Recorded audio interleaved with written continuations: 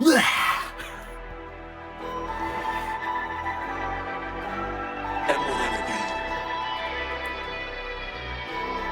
Cronus. Just Charger. Fuck, that's a rough hit. What's good, everyone? It's Cheq.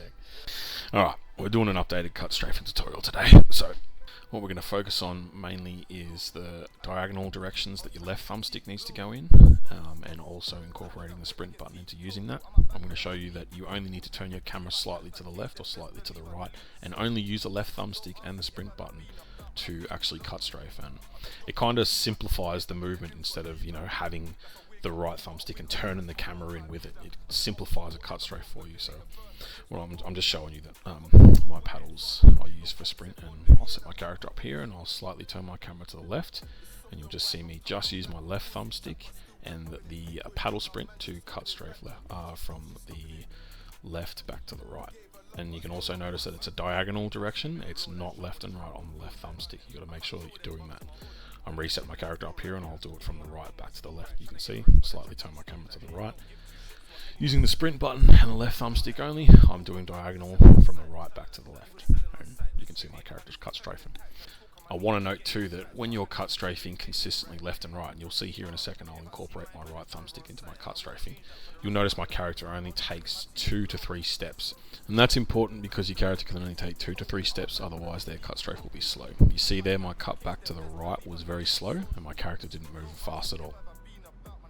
Couple of things before we finish up here too, boys and girls. Cut strafing is only really meant for close quarters combat. You can use it at range. It may throw people's aim off, but you are still a smaller target in a smaller area, and that is relatively easier to track. And the last thing I'm going to show you guys is what I believe everyone calls baiting. You kind of make people shoot when you want them to shoot, and it gives you the opportunity to deal a lot of damage back in a 1v1 situation. So watch the clip and we'll go from there.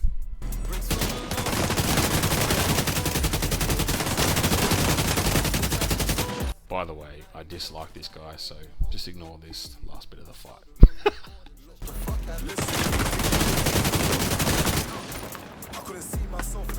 Okay, let's have a look.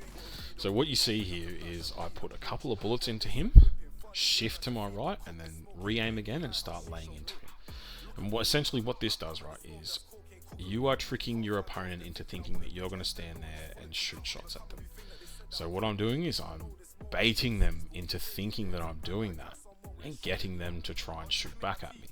And he took this fucking bait hook, line and sinker because he's a fucking idiot, this cunt. Sorry, I told you I don't like it. But yeah, anyway, so that's what it is you're trying to get them to shoot so you can catch them at a point where they're standing still and you can deal clean damage to them. And you'll see in the end here, I did exactly that. I put 2 bullets into him, moved as quick as I could. He thought I was going to stand there and shoot. I did not. I then re-aimed and re-fired at him and dealt a lot of damage back to him. And you'll see what happens in the end.